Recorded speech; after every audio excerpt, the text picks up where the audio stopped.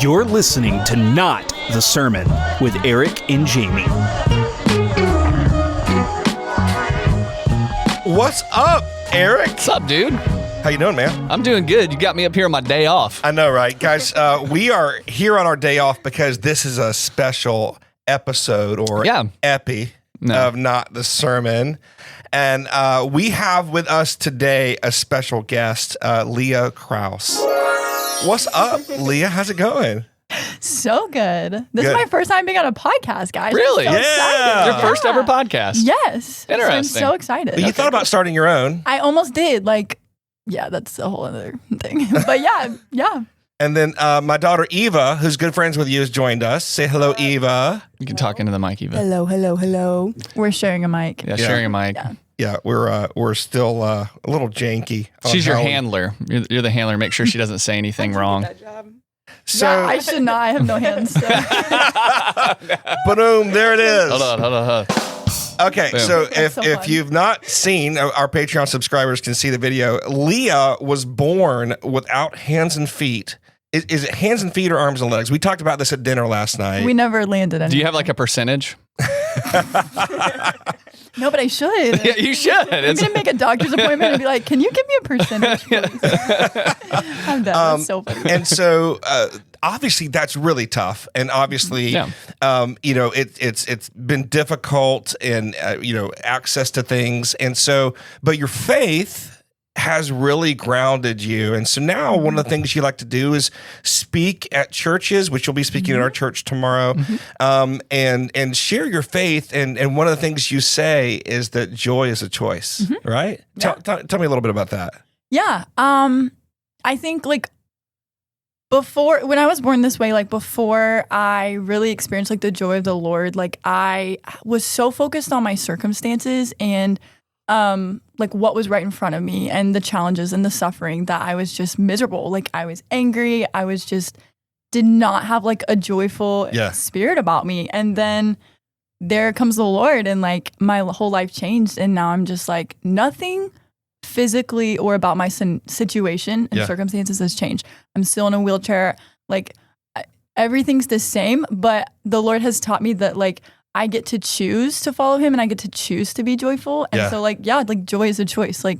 I could dwell on what's hard and what is inaccessible to me and the way my body is and how that's a challenge. But look at the beautiful world around me. Look at life around me. Look at what the Lord has done in my life. Look at the friends I have. And so I just nothing's changed, but my decision has changed. That's really good. To be joyful. So That's really good. So were you, generally speaking, were you raised in a Christian household, or was it something? Were you I guess kind of nominal Christian, and then you had an encounter with God later? So explain just quickly for our listeners what your faith journey was like. What was that eye-opening moment where you were I'm gonna choose joy. I'm gonna be thankful. I'm gonna utilize this situation for the glory of God. Yeah. So I did grow up in a family that believed in God and was a Christian. I did grow up in the church. However, it was more we go to church every once in a while. We pray before we eat, but it wasn't a personal, deep, penetrating relationship with the Lord. And also, this is so bad. I did not like church growing up. I actually hated church. Same. Me and my sister genuinely we would take turns every other Sunday. Who's going to fake sick that week? So we didn't have to go to church. So I just did not grow up with that passion. But I also grew up with such a really toxic mentality. And I honestly grew up most of my life angry at God because I was I heard, these old ladies in the church, they're oh, honey, you're fearfully and wonderfully made. But I'm yeah, but a loving God wouldn't make me this way. Yeah, wow. And so when you carry that around and when your identity is oh, I'm a mistake, I'm an accident, I'm not whole, you can't experience the Lord like that. Yeah. And so it wasn't until I got older and the Lord, I just had a radical encounter with the Lord. So good. And then everything just changed for me and he had to break that identity still over time. It wasn't an overnight thing, you know, I still had these years of lies from the enemy and identity things that were wrong, with the way I thought about myself. So he definitely had to strip that away over time. But there was a moment where I was just no, like I'm not a mistake. Like I am whole. I'm his beloved. And like I am choosing to, you know, like change my mindset and like fall in love with the Lord. And so yeah. Now, okay, question. Yes. Because church people can be really weird.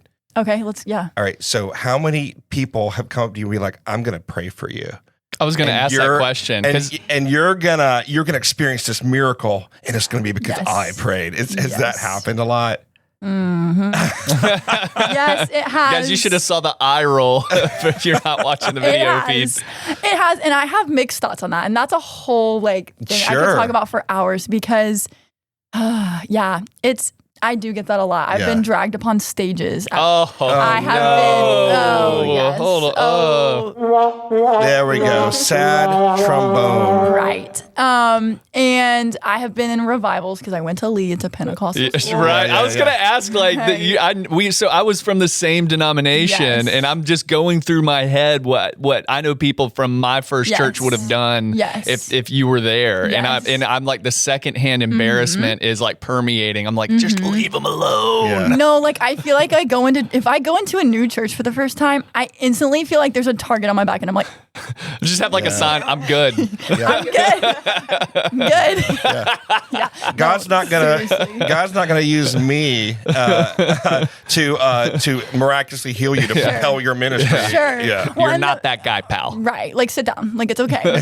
I'm in a wheelchair. God still loves me. Everything is good. So good. Yeah. So that's what's interesting to me. So you obviously at what point of your life did you realize I'm different? Immediately. So it's like far back as you can remember. Well, and I actually talked to my dad recently because I was like, we did some project for some psychology thing, and they were asking like, what were you like as a newborn? What were you like as blah, blah, blah. And so like in talking to my dad about it, he was like, you were the most like extroverted and bubbly child, but you picked up on the way that adults would look at you. Would treat you. And you literally like, you changed. Like he was like, but like grown adults would come up and be like, oh my gosh, like she has no arms. And you would like feel that even as like you should have been like, really small yes, child. Yeah. Right. But I didn't have the words yet. So he was like, I could see how that actually affected you. Like even just the way people would look at you while you were being carried. And so I think that's shaped who I am since literally before I even remember like being a newborn. So what are some of the weirdest responses or things that people have said to you? I can only imagine some of the stuff that's been said. So like what are some of the weirder and if you can't talk about kids in particular, how they respond versus adults? Wow, that's a loaded question. Like the little kid stare. Yes. Yeah. No, like that's it right there. Hold on. Let me get that on camera. Can we zoom in? Can we zoom in? Yeah. No, yeah. Yes. But the thing is, like, okay, let me not get Lieutenant Dan, you ain't got no legs. Yeah, I've had some definitely crazy interactions, things that would be like, what now? I've had sweet ones, I've had crazy ones. I get marriage proposals truly in my TikTok DMs like that's every a real day. Undercurrent. Yes. Really? Yeah. Yes. Yeah, lonely dudes. Yeah. I get called Patrick the Star. Oh no! Actually. Oh no! Yes. So There's into it at one point though. You're like, whatever. I know. I'm like, well, you have to. It's part of the bit. Whatever. Yeah. Like, yeah. I have once had a little kid, and this was a cute interaction. At first, he was like, "What?" And I was like, "Hey." And then he ends up telling me, he's like, "When I get older, I'm gonna become a doctor scientist so that I can make you robotic arms and legs." And I was like, that's really yeah. good. There's a genuineness. I think, especially when kids are reacting, you're getting like a pretty unfiltered perspective. Sure.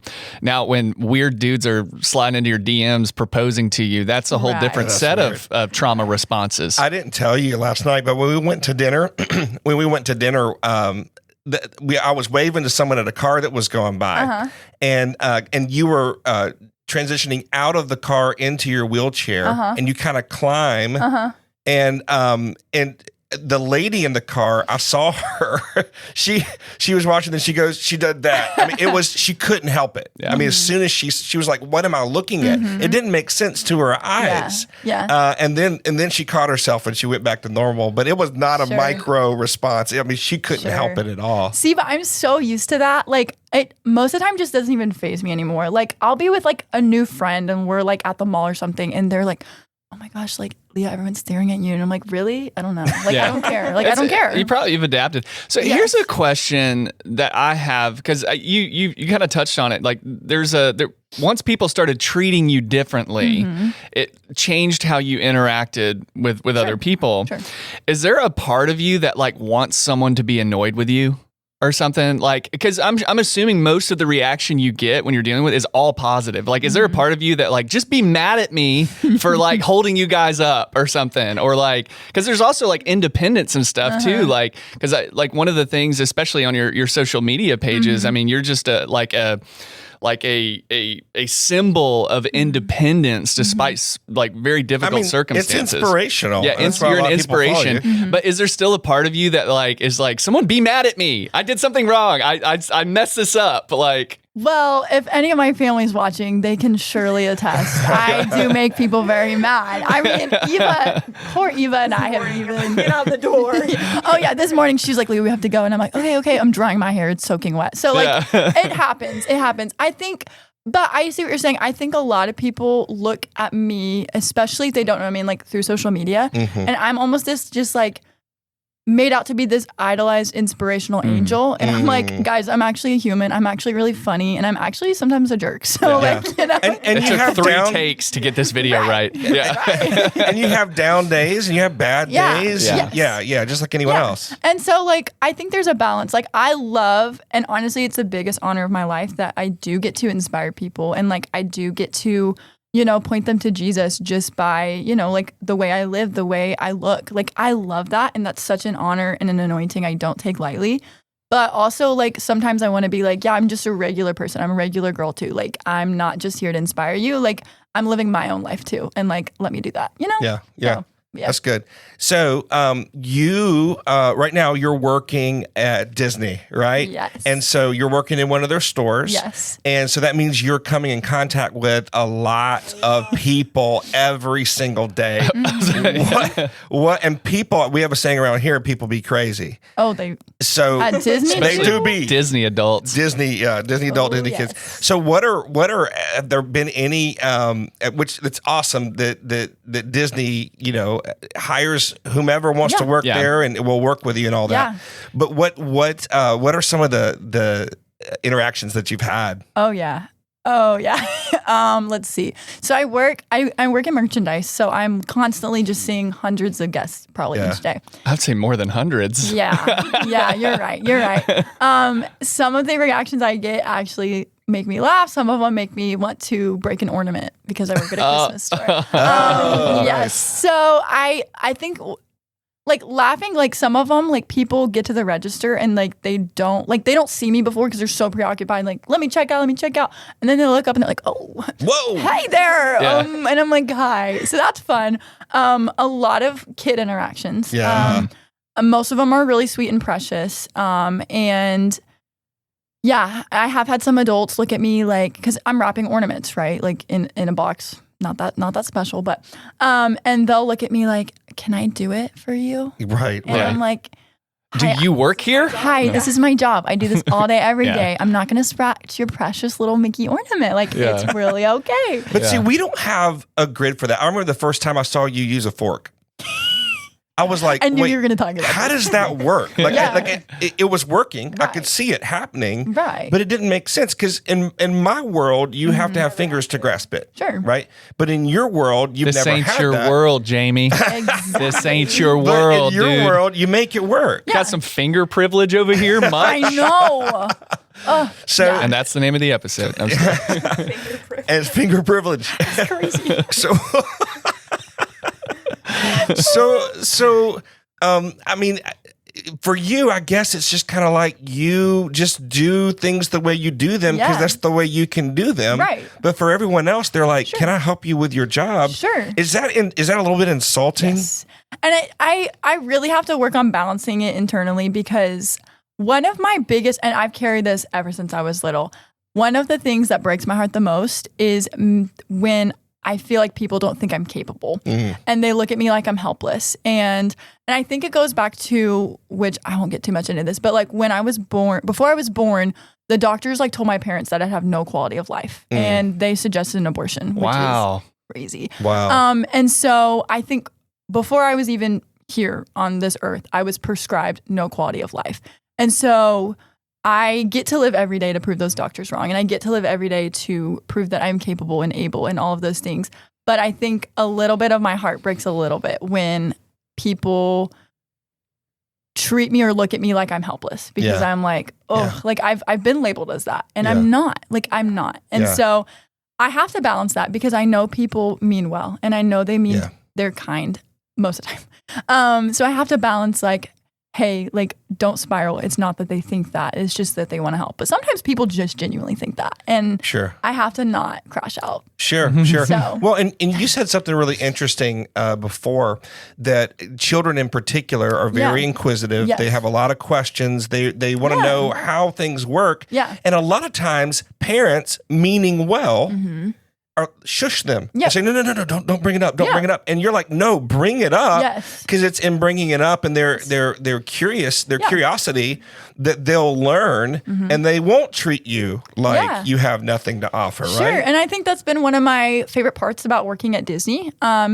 Is I love interacting with kids. I actually love it. And you're right. Like when parents like shush them and they're like, no, like don't ask, like it almost creates this, and accidentally, but it creates in this kid's mind, oh, people with disabilities or people that look different are scary. I'm intimidated. I'm not supposed to ask. I'm supposed to kind of like be weary of them instead of like, hey, let's just like ask me a question. Like I want to make this a comfortable interaction so that you leave and you're like, wow, she was so cool. Yeah. And then the next time you see someone in a wheelchair or you see someone that might look a little different, they're like, oh, like that person's awesome. And so I think that conversations like that need to be had more because even though a parent probably thinks they're doing the right thing, they're actually setting things up to be more harmful. And so I'm always like at Disney, I get to have sweet interactions with kids and I always make it like a really cool moment, like where the kid, almost every time I hear them like walking away, they're like, Mom, she's so cool. That was so fun. And I'm like, yes, like that's my goal because like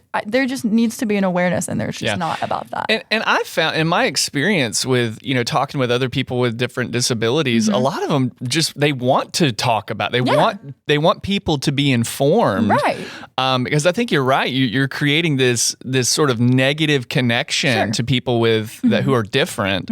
Like don't stare at them, don't ask them, don't go near them, and there's a fear that's developed and a lot of times these people they're like, yeah, I'd love to tell you about what life's like no one asked me. Right. I want to tell, like I figured this thing out and I don't have anyone to tell about it because no one will ask me about it. No, and I feel that way like so strong. And like one thing I do with like little kids to get them interested and to get them, Eva, give me your elbow. I'm like, hey, do you want to see how I give high fives?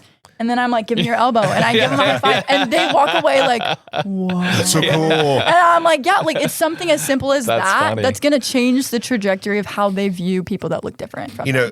Tomorrow when you're done sharing with the church, we'll stand by the back door and say goodbye to everyone. And for me, there's always a moment where on the elbow. Well, I go in for the fist bump and That's they go fine. for the handshake and vice versa. And it's always awkward. Right. I can't imagine it's going to get a little weird. I'm used to it though. So used people to will try to shake your hand. And I'm like, I can't shake back, but hey. I was about to say, how often do you get the handshake initiation? Oh, do you want to hear the worst part? Please. Yes. Sometimes people do that before they realize I don't have a hand. Yes. And then they do it and they're like, Am I having a stroke? And I'm like, breathe. It's okay. Like, you're good. But like, it happens a lot. Like, I'm trying to think of a context. I don't even know. But like, yeah, like people before like they look at me, they'll be like, hi. And they're like, oh my gosh. Or like a, hey. And I'm like, That's good. That's wild. That's wild. Now, do you notice on one of your arms is a cross tattoo? Just a little tiny here. Let me get it right there. Okay. Don't look too closely. I got it done in someone's basement by an illegal tattoo gun. And he told me he did tattoos all the time. I was his second tattoo. Oh, nice. All the time. Yeah. So, Within the last week. He's practiced on a few like oranges or something. If Whatever that, they practice on. truly. So it's a little janky, but you know what? That's theologically accurate. Like the cross wasn't a perfect straight line. Yeah, right. It's wood, so Exactly, there you go. exactly. I like to justify it that way. That's cool. So the cross that you have on you, you were sharing before at dinner that, sometimes it'll peek out from under your costume, your outfit for work. And people sometimes just ask, what does that mean? Do you have like a default answer that you share with them, or how does that work? I know at work you got to be careful. At work, I do have to be careful. Right. But like in general, if someone, sees a cross on you, what's your typical response? Yeah, I think, okay, so going back to the whole, when kids ask, I'm going to tie this in. It'll make sense in a second. My dad, I have such vivid memories of before I was old enough to really answer this question. I'd be on the playground and a kid would be like, what's wrong with her? And my dad would crouch down with us and be like, this is the way God made her. Yeah. And so that was my dad's answer every time growing up when I was little, whether we were at a church playground or wherever, it didn't matter. And so now that I'm older and now that I'm able to answer that myself, I love incorporating a piece of that in there. And so a lot of times I'll be like, this is the way God made me. And I don't have to get into a whole testimony there. I don't have to, preach at them. But that simple word, I think people are like, oh, wait, yeah, that's so cool. But yeah, the cross tattoo, I'm very happy. My long sleeve costume does cut right there. So it sticks out. And I've had a lot of people at Disney, some Christians, some not, be like, oh my gosh, tell me about that. Are you what do you believe in? And so, granted, it's a quick interaction because I'm sure, but I just get to tell them I believe in Jesus. I believe in the Lord. I'm a Christian. The Lord has completely redeemed and changed my life, and I get to live for Him every day. And that's So I don't have a default script thing. I just kind of whatever I'm feeling in the moment. And if they're a Christian and I know that or pick up on the cross necklace they're wearing, I maybe will say things a little different. But if it's somebody not, I'm okay, I might say it a little bit differently. But yeah, I do love getting to do that, and it's so fun. And that's why I got the tattoo. So that's awesome. Oh, you gonna be all right, buddy? I'm gonna be fine. I hit it. So let's talk about you're a social media influencer, and that's how a lot of people know you. I would say probably 99% of the people that have seen you on some social media feed.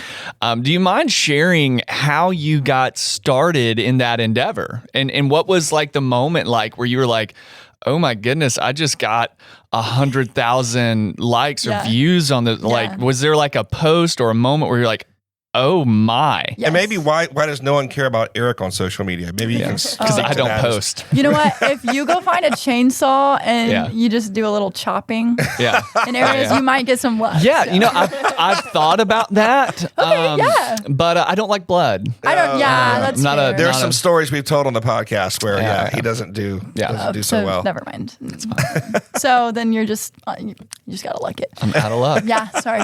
So I actually, it's really funny. So I started TikTok because I had two little sisters that it was when TikTok just came out, that they downloaded it and they were making videos and just whatever, every kid. It was did. A dancing platform at first. Because it was Musically first. Yeah. So I remember they got that and I actually only downloaded it so that I could spy on them. I'm so serious. I was protective big sis. I gotta make sure they're not shaking their booty or doing anything bad on there. So I was let me download it. So that's why my username is still to this day Lil Wheels. Lil Wheels? Because I was I don't care what the username is. I'm just gonna pick something dumb. That's hilarious. So my username is literally Lil Wheels. Yeah. Lil. Yes, L-I-L. Also your rapper name. Yeah, it really is. But now I go by Hot Wheels. So Hot Wheels. Nice. We grew up and matured to Hot Wheels. Anyway, so that's how it started. And I remember I was just goofing around, because I was pretty young-ish at this point. So I was I just posted a video and meh.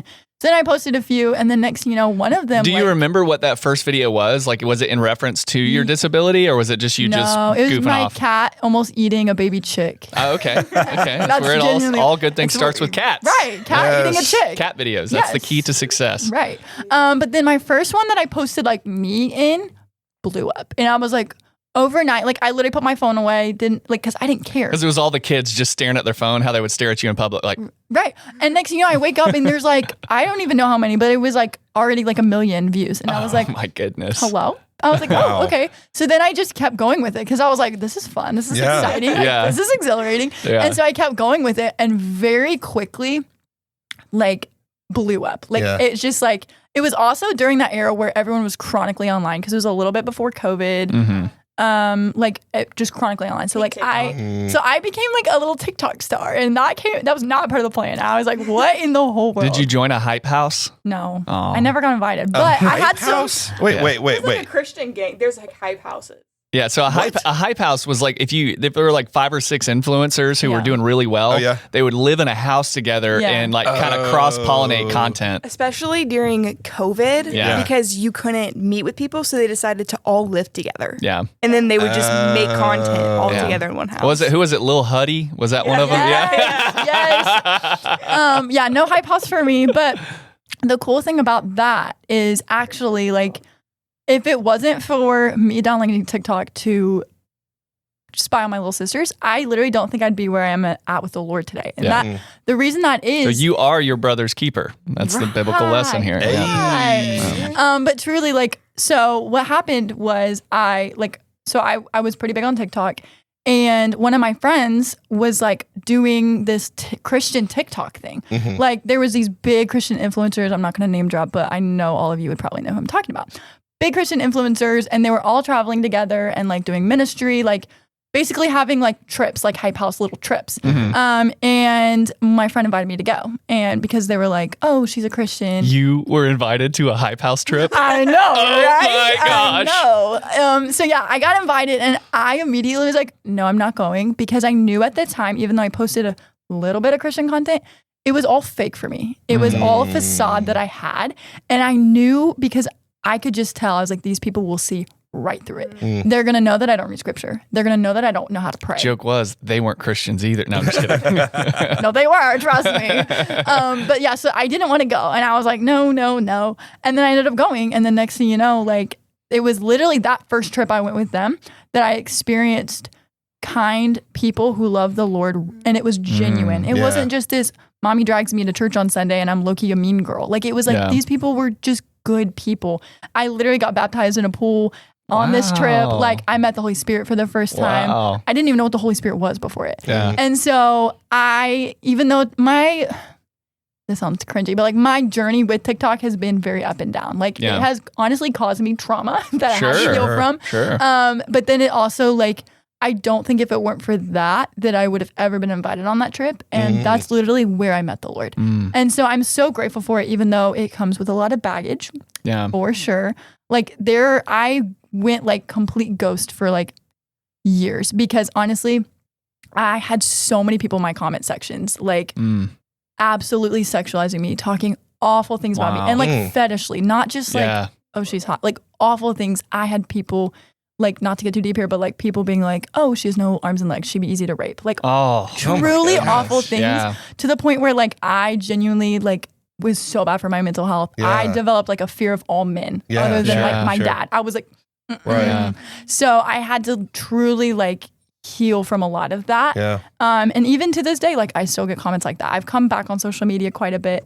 But like, I still like it triggers me a little bit when I see things like that. And that's a common theme. Like I am the least like social media involved at this entire table. Like Jamie's way better at it than me and way more engaged. But like one of the things that I see specifically from like female content creators that I've followed is very similar stories of the amount of like depraved comments that people just post. And it's funny. Well, there was one content creator that I followed for a while that would screenshot these depraved posts and then like send it to do like a search and find this person's wife or something and send it to him. Right. It was funny. But like, you know, obviously there's that side of it with the comments and the fear. But like what were some other like major downsides, or I don't want to say traumas, but things that people don't realize, like the tough side of social media influencing? Because, we live in there's a generation that's already been born, kids that are in elementary school, middle school, who were raised in influencer culture. And so, 10 years ago, you ask a child, well, what do you want to be when you grow up? And they're like, oh, I want to be a cop, I want to be a fireman. Like, there are kids in preschool and kindergarten saying, oh, I want to be a YouTuber. I want to be an influencer. Yeah. And so, which is a completely valid form of entertainment. I think it's an entertainment industry type thing. But what are some of the warnings or cautions that you would give to those younger people? Not saying don't do it, but like, this is the reality of it, and these are the dark sides, the downsides of it that you're not recognizing. What would be some of those things for you? Yeah, there's a lot. One being what I just talked about. Yeah. And you think you're equipped to deal with that, but you're not. You can never be. Like, no matter how cute imagine you if that are. were happening to you face to face. Your body, it's probably difficult for your brain to psychologically differentiate someone saying that on a digital format and someone saying that to you in person. Exactly. Like, it's the same. It's if someone's threatened me to assault me on a comment, my brain is taking that as someone doing that face to face, in some degree. And social media doesn't just give you access to people; it gives people access to you. It lets them in where they wouldn't normally, have a platform to speak with you. So I'm sure that's hard. It was, and it's like, it wasn't just one or two; it was hundreds because I was so big at the time. And like, you go around, and it's like every person you see, I'm like, wait, what if it's one of the? It's just that mindset all the time. But I think other than that, the other ones would be no matter how equipped and how much you think you won't fall into this comparison. I literally like to say, like, comparison is the thief of joy. Even me today, scrolling, looking at what other creators similar to me are posting, you're comparing. You're almost always performing. Like, whether you're the most authentic, genuine person or not, you're trying to perform. That's just how it is. Yeah. And so it can be so draining. Like, it really can. And like, you're constantly like, you're constantly analyzing. You're always in a state of analyzing. Like, what did good? What didn't do good? What do I need to change? What do I need to do? How can I entertain people? How can I please people? Is this social media platform going to demonetize or change the algorithm, and everything that I've been working on is no longer going to work? I've heard a lot of that too. Yeah. And that's happened to me. And so there's so many things. And it, like, no matter how much you're like, oh, like, it won't really impact like me in my life. Like, it does. It does. So I think that's a big one. And I think also when you have these brands, not to get too much into this, when you have these big brands dangling big paychecks in front of you, you're like, I'll say and do whatever to get the paycheck, to get the money. And so many of these creators are like, will promote brands and promote these things, and it's not authentic. It's not genuine. They're just getting paid a lot. A lot of people have gotten in trouble recently for like the crypto schemes and stuff, like influencers and celebrities, where they're same deal. Like, we're going to pay you $1 million to just say you use this, and then all of a sudden it's like a pump and dump scheme, and people have been defrauded out of hundreds of millions. And they're like, I just said I used it. I don't really use it. Right? Yeah, it's crazy. So, having had a pretty big following, how many like followers on TikTok or something? Go ahead, name drop. 1 million. Let's go. Hold on, everybody, cover your ears. So going to college. Yes. Now working at Disney. Is it fairly normal for someone to say, "Oh, I follow you online" or something like that? College, not so much, because college those kids were homeschooled. Bunch of homeschool kids. I went to Lee, baby. It wasn't much, okay? No, just kidding. I love Lee. But yeah, so not really much in college, not really much in my hometown. And I think it's because it was small little country towns. Like, people didn't really care.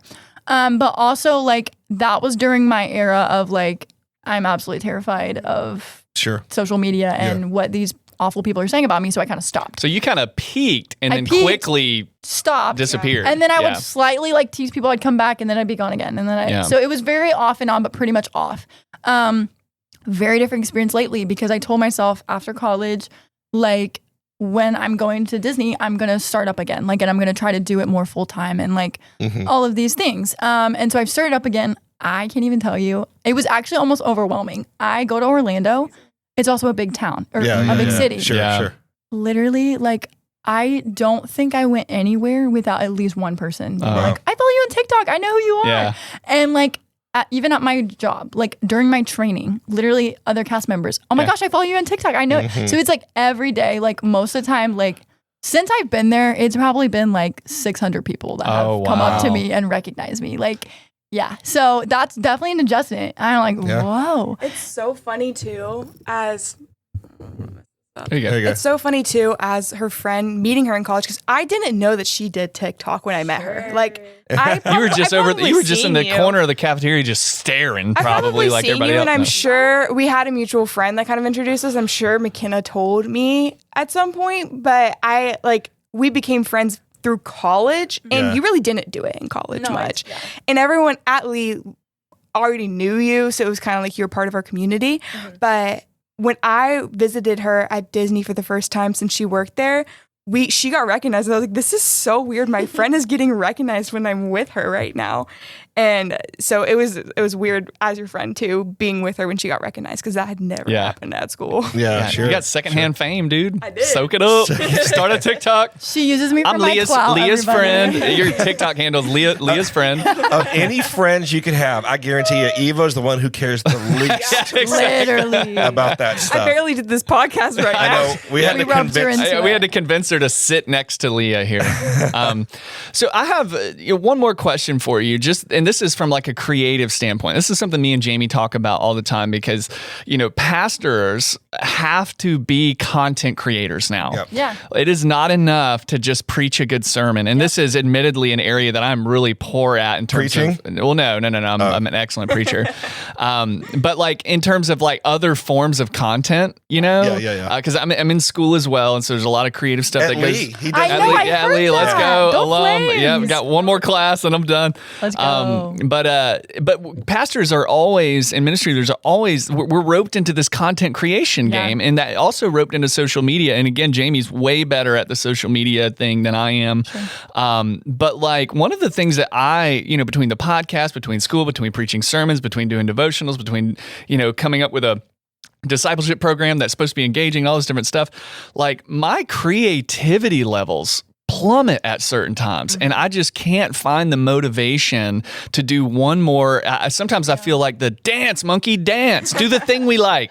And so like, do you struggle with like sort of creative slumps, having to do all like where you're sitting there just sort of like, what video do I do now? Like I've kind of done it all. Like what else do they want to see? Like, do you deal with that? Yes, like a lot. Well, and I think for me too, like I'm a creative person. Like everything I love is creative. So I'm also like a painter, a photographer. Like I just do all these things. And so for me, it's hard because when I get like creative burnout, it's like everything. I'm like, but I don't know. I think, like the age we live in, it's kind of like I said earlier, like we're almost expected to be creative and performative all the time. Yeah. I don't mean performative in like a fake way, but just perform. Are you talking about at your job too, or just everywhere with social media? Yeah. It's just like you have to be on, and I think that's why it's so important to Sabbath and to like rest in the Lord. Yeah, that's good. Because if you're not doing that, you're gonna get burnt out. Like amazing. Like what would happen if because social media is a part of our culture. Sure. And it's not going anywhere. No. And even though I'm sort of like the hermit on social media, like I recognize like this is a place where people are. It's a place where I also need to be, or the dummies are going to take over. And I don't want that to happen either. But what would happen if we applied these biblical principles of the fruit of the Spirit, Sabbath rest from social media and digital lifestyles? Like I'm doing a sermon in a couple months on developing digital. This is not the sermon. Yeah, digital rule of life. And I'm thinking through these things, like what does it mean to not like just get rid of all this content creation, but practice it in a biblical way. And I love how you touched on like the idea of even taking like a digital Sabbath and resting, not just like going hard till you burn out and then, not doing it for a while, but like having a day or two a week where I'm like, I am not scrolling, I'm not creating, I am being with the Lord. So I love how you brought that up.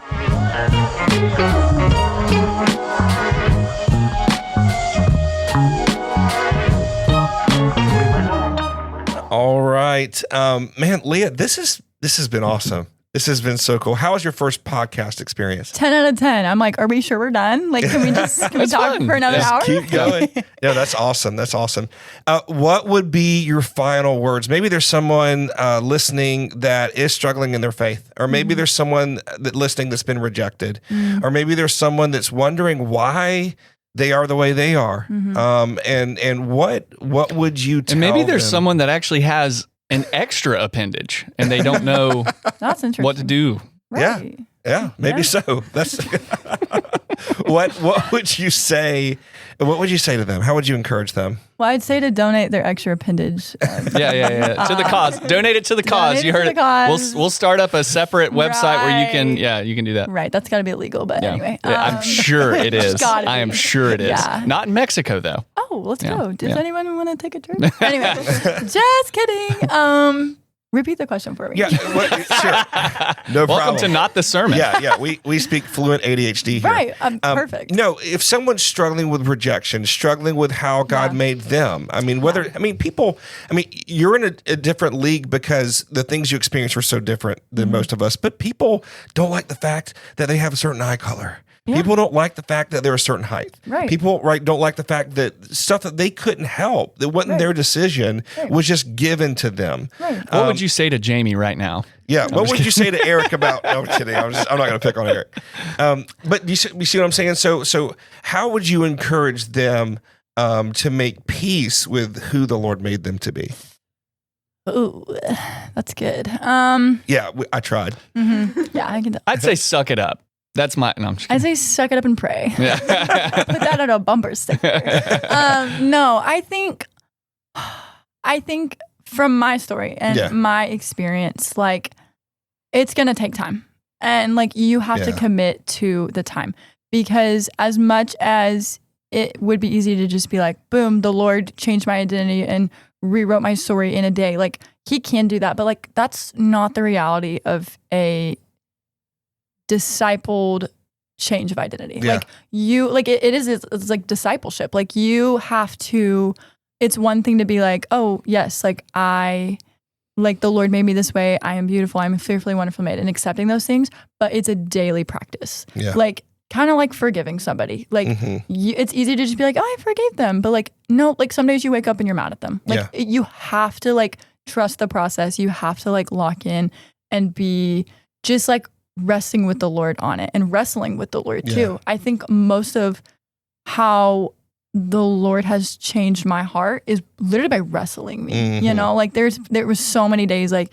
in my prayer closet or in my bed, like just crying of like, Lord, I have these two truths, what you say and what I have believed for most of my life. How can they coexist? Yeah. How can they coexist? And it's just wrestling with the Lord and just being patient with it. Because, and being honest, right? Yeah. And just letting them know, hey, this is what I feel. Here's where I am. Right. I'm a little angry right now. Yeah. I'm very angry right now. And instead of running from the Lord, running to the Lord with the questions, with the concerns and the criticisms about what He's done. Right. I mean, it's kind of like stages of grief in a way. Like I went through the angry stage of like a loving God would never make me this way. Yeah. And then I went to a stage of more acceptance, but it was still, God, why? And then it was a stage of like, okay, like I'm fully accepting. I love that you made me this way. I see the purpose in it.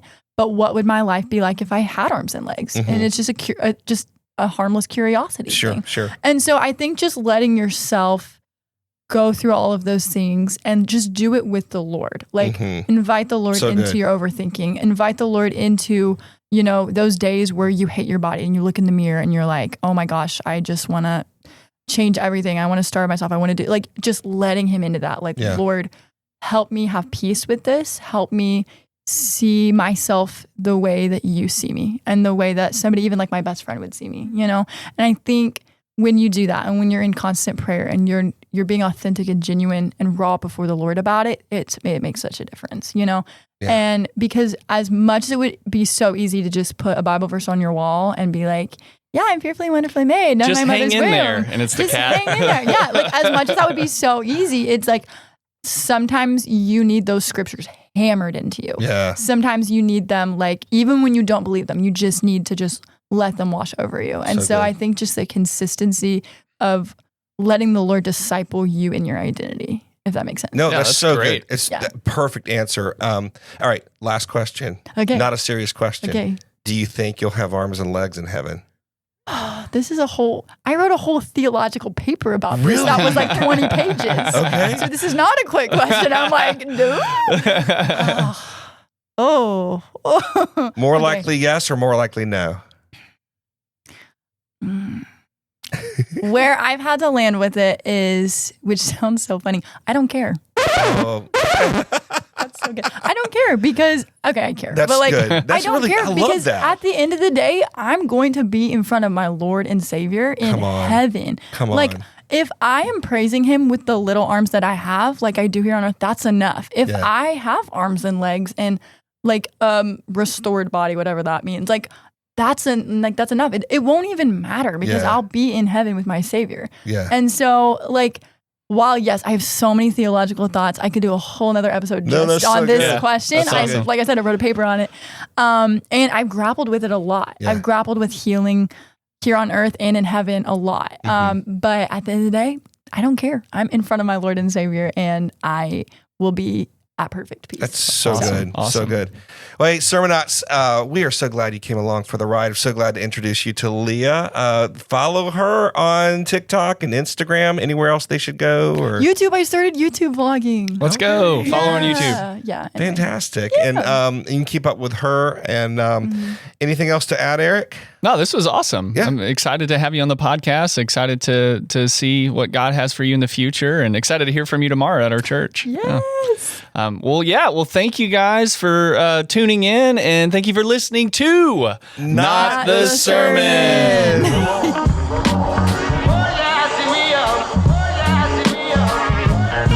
Thanks for listening. This podcast is a production of Victory Fellowship Church in Thomasville, Georgia. Eric and Jamie can be reached at emailing notthesermon@gmail.com.